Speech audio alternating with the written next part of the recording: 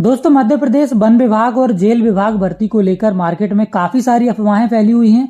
अभ्यर्थियों के मन में काफी सारे सवाल हैं। मैंने जो वीडियो अभी लास्ट में डाला था उसमें काफी सारे लोगों के कमेंट्स आए हुए हैं, तो मैंने उन सभी कमेंट्स को और सभी क्वेश्चंस को और जितने भी आपके मन में क्वेरीज हैं सबको मैंने नोट डाउन किया है।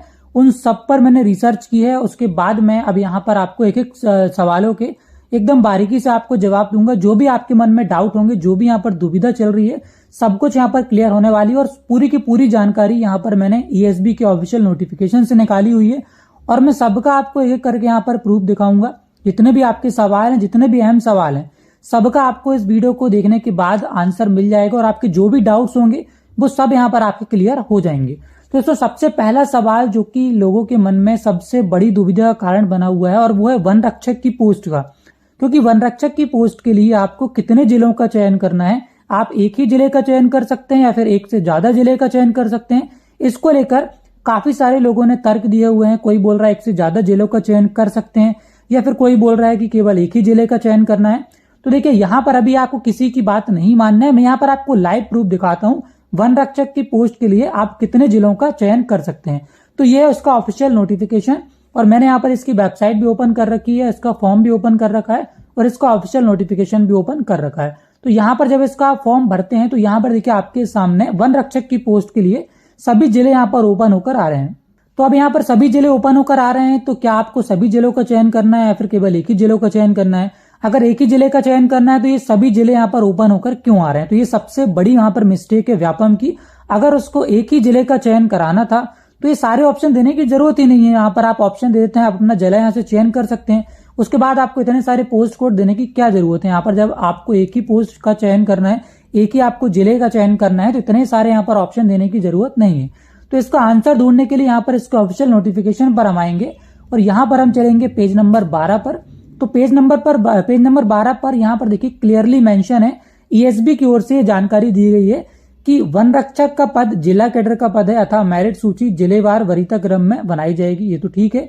यहाँ पर देखिए नीचे दिया है, आवेदक को अपने आवेदन में यह दर्शाना होगा कि वह किस जिले के लिए नियुक्ति हेतु आवेदन कर रहा है एवं आवेदक उसी जिले के रिक्त पदों के विरुद्ध प्रतियोगी परीक्षा में भाग लेने का पात्र होगा एवं चयनित उम्मीदवारों को उसी जिले में नियुक्ति दी जाएगी।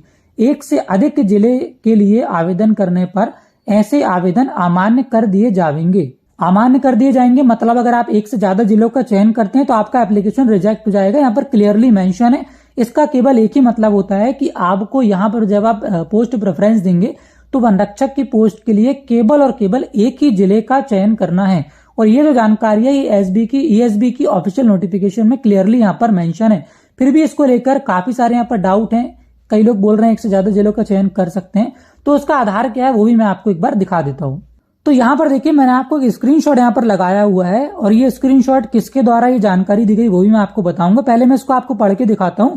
देखिए यहाँ पर मेंशन है, वन विभाग एवं जेल विभाग भर्ती के आवेदन फॉर्म में बहुत से लोगों को ये लग रहा है कि वह वन रक्षक पद हेतु सिर्फ एक जिले ही भर सकते हैं, किंतु इस साल विभाग के अधिकारियों द्वारा आवेदकों के हित में निर्णय लेते हुए आवेदन फॉर्म में उपलब्ध सभी जिलों को प्राथमिकता क्रम में भरने के आदेश दिए गए हैं, जिससे आवेदक एक से अधिक जिलों में अपनी प्राथमिकता दे सकता है। इसी कारण आवेदन फॉर्म को इस प्रकार डिजाइन किया गया है जिससे आवेदक चाहे तो सभी जिलों को चुन सकता है या फिर कोई एक जिले को चुन सकता है। इसके अतिरिक्त यह आवेदक को किसी प्रकार जानकारी प्राप्त करना हो तो मध्य प्रदेश चयन बोर्ड से संपर्क कर सकता है, मतलब ईएसबी से कॉन्टेक्ट कर सकता है।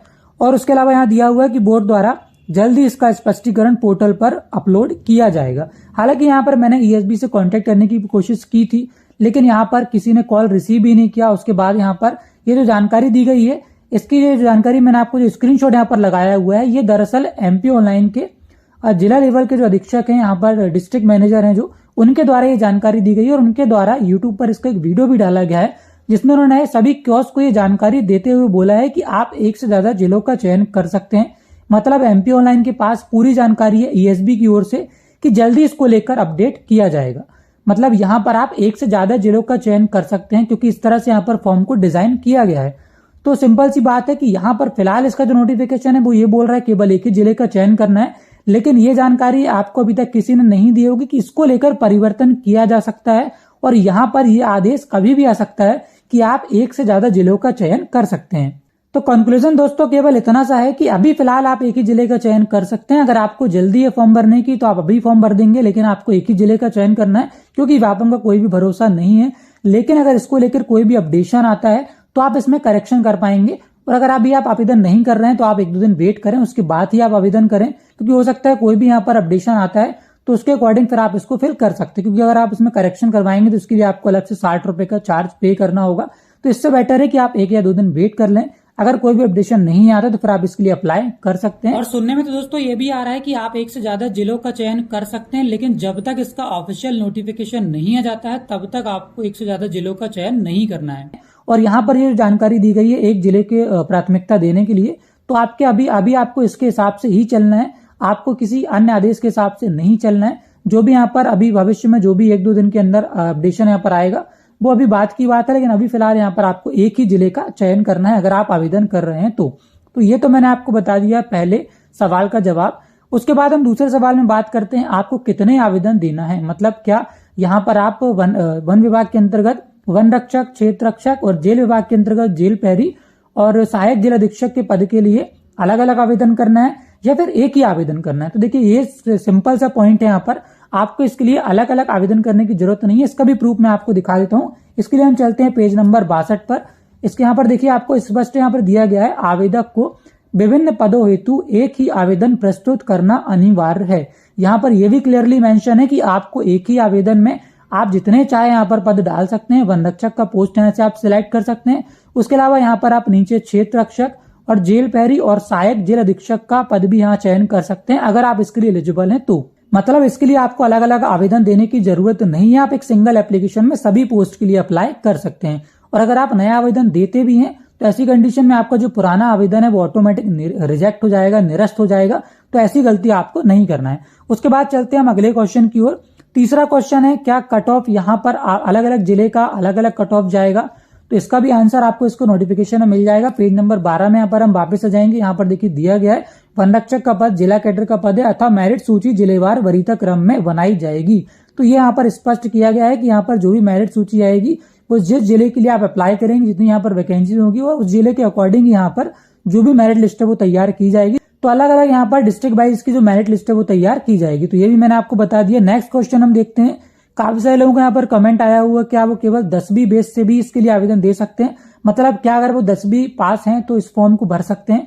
तो इसका भी आंसर मैं आपको दिखा देता हूँ। यहाँ पर देखिए सबसे पहले हम वन रक्षक की पोस्ट के लिए बात करते हैं। चलते हैं पेज नंबर 5 पे, जहां पर आपको इसका एजुकेशन क्वालिफिकेशन दिया गया। यहाँ पर आप देख सकते हैं शैक्षणिक योग्यता, जहां पर आपको दिया गया है मध्य प्रदेश माध्यमिक शिक्षा मंडल से अथवा मान्यता प्राप्त संस्था से पुरानी पद्धति से हायर सेकेंडरी अथवा 10+2 पद्धति से 10वीं कक्षा उत्तीर्ण। मतलब कि हाई स्कूल अगर आप पास हैं, 10वीं आप पास हैं तो आप वन रक्षक की पोस्ट के लिए अप्लाई कर सकते हैं। उसके बाद नेक्स्ट यहाँ पर देखें क्षेत्र रक्षक की पोस्ट के लिए पेज नंबर 23 में चलते हैं। तो यहाँ पर भी आपको दिखाया गया मध्य प्रदेश माध्यमिक शिक्षा मंडल से अथवा मान्यता प्राप्त संस्था से पुरानी पद्धति से हायर सेकेंडरी अथवा 10+2 पद्धति से 10वीं कक्षा उत्तीर्ण अगर आप हैं तो आप इसके लिए भी अप्लाई कर सकते हैं। उसके बाद तीसरा हम बात करें जेल प्रहरी की पोस्ट के लिए तो पेज नंबर 37 में हम आ जाते हैं। यहाँ पर भी आपको दिया है आप हाई स्कूल से इसके लिए अप्लाई कर सकते हैं। मतलब ये जो तीनों पद हैं आप अगर 10वीं पास हैं तो इसके लिए आप अप्लाई कर सकते हैं। बस आपको एक बार आयु सीमा यहाँ पर देख लेना, अगर आप उस एज कैटेगरी में आते हैं तो आप इसके लिए अप्लाई कर सकते हैं। अब यहाँ पर हम बात करें अधीक्षक सहायक जेल अधीक्षक की पोस्ट के लिए तो यहाँ पर हम पेज नंबर 51 में चलेंगे। इसके लिए यहाँ पर देखिए न्यूनतम एजुकेशन क्वालिफिकेशन दिया गया है। तो इसके लिए आपको ग्रेजुएट होना जरूरी है। अगर आप ग्रेजुएशन आपका हो चुका, अगर आपके पास स्नातक उपाधि है तभी आप सहायक जेल अधीक्षक के पद के लिए अप्लाई कर पाएंगे। तो ये मैंने आपको इसका एजुकेशन क्वालिफिकेशन यहाँ पर क्लियर कर दिया है।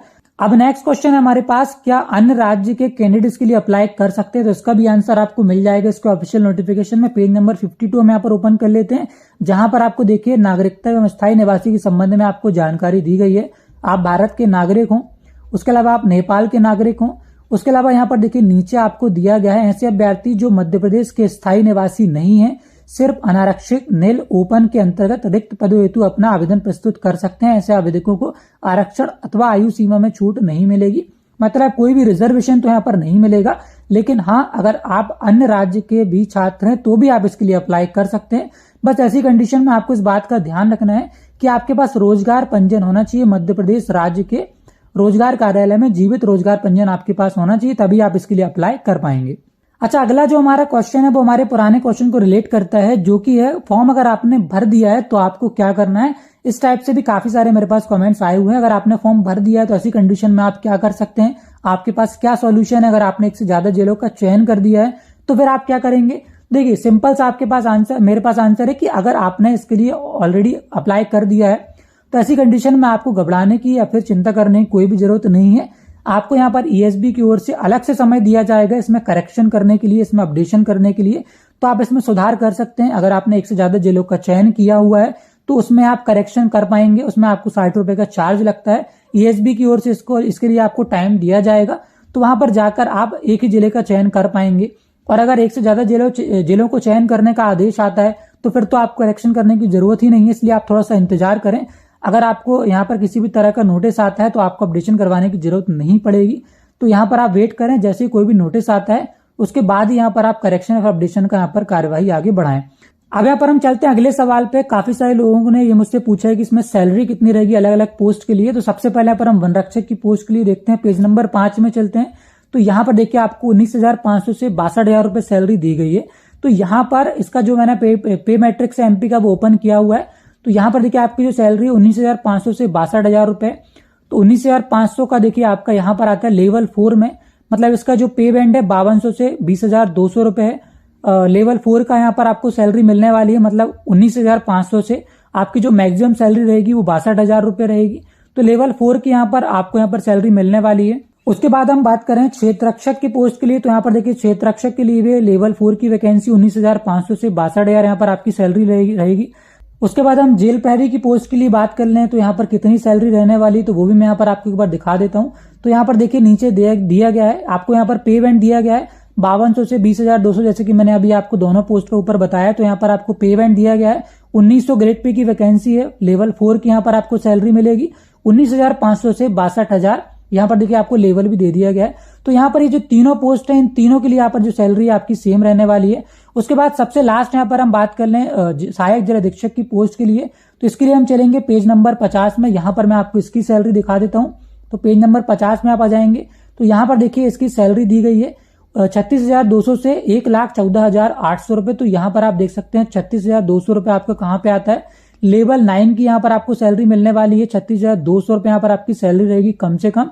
और इसका जो पे बैंड है 9300 से 9,300 से 34,800 रुपए रहने वाला है। और आपकी जो सैलरी भी यहाँ पर काफी अच्छी है और ये लेवल 9 की यहाँ पर जॉब है। तो देखिए इस बात से एक सवाल का जवाब और मिल जाता है। काफी सारे स्टूडेंट्स ये पूछ रहे हैं क्या इसके लिए अलग से पेपर होगा। तो जैसे कि मैंने आपको यहाँ पर सैलरी बताया हुआ है, सहायक जिला अधीक्षक की जो पोस्ट है ये लेवल 9 की वैकेंसी है। उसके अलावा वन रक्षक, क्षेत्र रक्षक और जेल प्रहरी की जो पोस्ट है वो लेवल 4 की वैकेंसी है। तो यहाँ पर सैलरी में काफी डिफरेंस है, लगभग यहाँ पर डबल का डिफरेंस है। तो यहाँ पर मैं आपको एक चीज और दिखाता हूँ पेपर को लेकर। तो यहाँ पर हम चलते हैं पेज नंबर 79 में, जहां पर आपको इसका पाठ्यक्रम या फिर इसका सिलेबस दिया गया है अध्याय 4 में। तो यहाँ पर आप देख सकते हैं वन रक्षक, क्षेत्र रक्षक एवं जेल प्रहरी के पदों हेतु पाठ्यक्रम, परीक्षा में केवल एक प्रश्न पत्र रहेगा। तो वन रक्षक, क्षेत्र रक्षक और जेल प्रहरी के लिए एक ही प्रश्न पत्र रहेगा। ये यहाँ पर क्लियरली मेंशन किया गया है, इसका सिलेबस यहाँ पर दिया गया है। उसके बाद नीचे यहाँ पर आप देख सकते हैं ये भी दिया हुआ है कि माध्यमिक शिक्षा मंडल मध्य प्रदेश की 10+2 प्रणाली के अंतर्गत हाई स्कूल परीक्षा कक्षा 10वीं स्तर का पाठ्यक्रम रहेगा। मतलब यहाँ पर 10th लेवल का जो सिलेबस है आपका रहने वाला है। उसके अलावा नीचे आपको देखिए अलग से दिया गया मध्य प्रदेश शासन जेल विभाग के अंतर्गत सहायक जेल अधीक्षक के सीधी भर्ती के रिक्त पदों हेतु पाठ्यक्रम, मतलब इसका पाठ्यक्रम यहाँ पर नीचे अलग से दिया गया। हालांकि यहाँ पर जो सिलेबस है वही दिया है, समान ज्ञान, समान हिंदी, समान अंग्रेजी, समान गणित और समान विज्ञान। लेकिन देखिए यहाँ पर नीचे अलग से ये भी दिया गया है कि यहाँ पर जो इसका एग्जाम होगा वो स्नातक स्तर के सभी प्रश्न रहेंगे। अब तो ये चीज यहाँ पर क्लियर हो जाती है कि एक ही पेपर तो नहीं होगा। अगर एक ही पेपर होगा तो ये दो चीजें यहाँ पर अलग अलग नहीं हो सकती। या तो पेपर आपका 10th लेवल का होगा या तो ग्रेजुएशन लेवल का होगा। अगर 10th लेवल का है तो वो ग्रेजुएशन लेवल का नहीं हो सकता है। तो ये सिंपल है कि आपका जो क्वेश्चन है वो भी यहाँ पर क्वेश्चन पेपर है जो यहाँ पर डबल रहेगा। मतलब यहाँ पर आपके 2 एग्जाम कंडक्ट कराए जाएंगे अलग अलग। उसके अलावा देखिए एक चीज मैं आपको और दिखा देता हूँ। यहाँ पर देखिए सबसे ऊपर आप आ जाएंगे तो यहाँ पर आपको एप्लीकेशन फीस दी गई है। अनारक्षित अभ्यर्थियों के लिए 500 रुपए प्रति प्रश्न पत्र। यहाँ पर देखिए ओबीसी के लिए प्रति प्रश्न पत्र, मतलब एक प्रश्न पत्र के लिए इतनी फीस है। और यहाँ पर अगर आप 2 पोस्ट के लिए अप्लाई करते हैं, ग्रेजुएशन वाली पोस्ट के लिए, सहायक जेल अधीक्षक की पोस्ट के लिए अप्लाई करते हैं तो आपकी फीस डबल हो जाएगी। तो यहाँ पर भी दिया गया प्रति प्रश्न पत्र। तो यहाँ से भी क्लियर हो रहा है कि यहाँ पर इसका जो क्वेश्चन पेपर है, जो इसका एग्जाम है वो यहाँ पर 2 कंडक्ट कराए जाएंगे। वन रक्षक, क्षेत्र रक्षक और जेल प्रहरी के लिए एक पेपर होगा और सहायक जेल अधीक्षक के लिए अलग से पेपर होगा। तो इस तरह दोस्तों आपको इसका भी यहाँ पर जवाब मिल जाएगा कि आपके जो एग्जाम है वो अलग अलग यहाँ पर कंडक्ट कराए जाने वाले हैं। तो दोस्तों यहाँ पर जितने भी सवाल थे, जितने भी यहाँ पर आपकी क्वेरीज थी, सब कुछ मैंने इस वीडियो में कवर करने की कोशिश की है। आई होप आपके यहाँ पर सारे डाउट्स क्लियर हो गए होंगे।